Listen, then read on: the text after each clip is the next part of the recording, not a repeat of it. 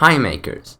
In this video, I will show you how to build a real holographic projector. That means that you're able to put your hand through the screen itself. Quite impressive, right?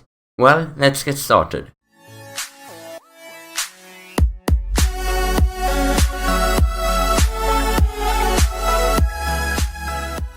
So there are two main parts involved in this project. First, a fog machine is needed.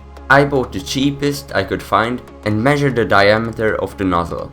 I designed and printed an adapter that kind of looks like a vacuum cleaner attachment and makes the smoke come out as a wall, but made the same diameter a centimeter larger. Then I secured it to the machine with some fiberglass mesh between it as heat insulation so the plastic won't melt.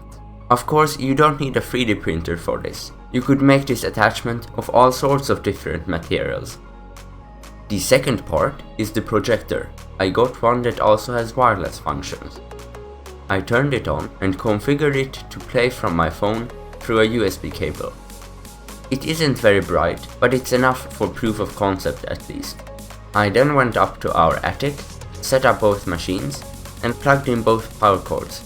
I started playing the scene from Star Wars, where Leia appears in a hologram, and pushed the button of the fog machine. The result was quite blurry, but at least it was something. I improved the system the coming days, and got a much better result a few days later. Though the concept still needs lots of improving before it can replace computer or television screens. You could, for example, try another thicker fog liquid. A brighter projector with a higher resolution would also most certainly help. Anyway, I hope you enjoyed this video. Click thumbs up if you liked this video, and I will see you makers next weekend.